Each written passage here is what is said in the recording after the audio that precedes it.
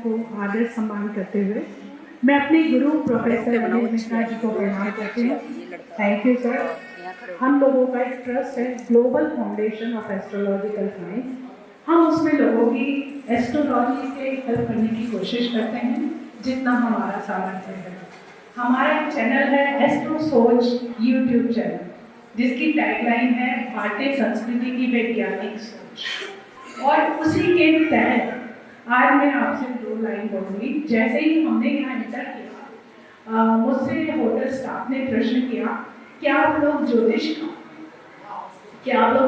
सब पंडित लोग हो? मैंने कहा, कह रहा अच्छा एक चीज़ बताओ, क्या सच में ग्रहण होता है?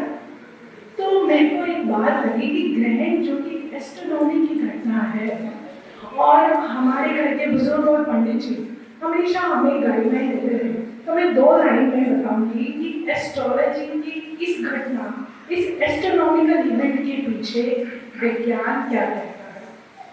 सबसे पहले हम उस विज्ञान की बात करते हैं। एक एस्ट्रोनॉमिकल इवेंट है क्या? जैसे कि आप सभी जानते हैं कि जब सूर्य, पृथ्वी और चंद्रमा एक लाइन में आते हैं और पृथ्वी अपनी छाया से टोटली चंद्रमा को ढक लेता है, उस पर सन की लाइट नहीं पड़ती, ये होता है चंद्र ग्रहण। और कई बार चंद्रमा पृथ्वी की उपछाया में प्रवेश करता है और उसकी छाया में प्रवेश करने से पहले ही वो जब बाहर चला जाता है तो होता है आंशिक चंद्र ग्रहण। ये उस प्रश्न का जवाब है कि चंद्र ग्रहण हमारे एरिया में नहीं दिख रहा या इंडिया में दिख रहा है और अमेरिका में नहीं दिख रहा। ग्रह कहीं भी हो, हम सभी पर बराबर असर करते हैं। ये बात बिल्कुल ठीक है कि ग्रहण यहाँ पे दिखाई देता है, वहाँ पे ज्यादा असर करता है, जहाँ नहीं दिखाई देता वहाँ भी असर करता ही है।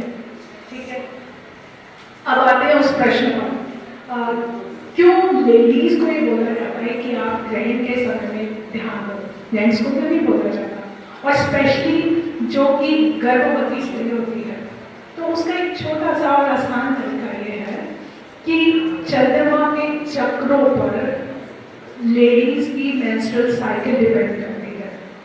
गर्भावस्था भी चंद्रमा की तिथि बेसी होती है। चंद्रमा की ऊर्जा का हम पर मनोवैज्ञानिक रूप से, हम पर आध्यात्मिक रूप से और हम पर सीधा ही चंद्रमा की ऊर्जा का असर करता है। चंद्रमा जब ग्रहण की अवस्था में एक पूरी साइकिल में से गुजरता है, वो पहले बाल अवस्था में होता है, बड़ा होता है, छोटा हो जाता है, मतलब चंद्रमा ने अपनी एक साइकिल कंप्लीट की। तो महिलाओं के वॉर्म में स्पेशली, और जैसे कि हमारी बॉडी में 72% वाटर होता है, तो वो उस साइकिल से एक कंफ्यूजन क्रिएट होता है। हमारी स्थिति में एक भ्रम, बॉडी में एक भ्रम की स्थिति उत्पन्न होती है, जिस वजह से कंसीव हुई जितनी भी मदर से हमको बोला जाता है कि आप ध्यान रखें, जागरूक रहें, कम खाएं, और ये चीज ध्यान रखने की पूजा पाठ करना है ताकि आपका ध्यान एक अच्छी ऊर्जा पे जाए, पर किसी भी मंत्र की साधना नहीं करनी है। अगला प्रश्न आता है कि हमें खाना क्यों नहीं खाना चाहिए, क्या चक्कर क्या है खाने के पीछे?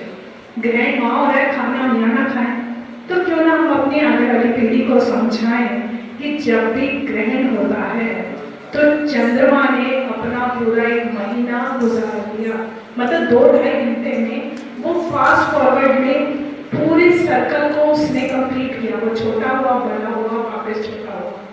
तो ये जो ऊर्जा का बैलेंस है, ये पूरी अर्थ इससे भ्रम की स्थिति में आती है। और यही कारण है कि जो भी चीज अपनी नेचुरल अवस्था से हट जाती है, यानी कि खाना जब कच्चा होता है तो वो नेचुरल होता है, उस पर कभी कोई असर नहीं आ सकता, पर जब हम उसे पका देते हैं तो वो सूक्ष्म रूप से खराब होने लगता है।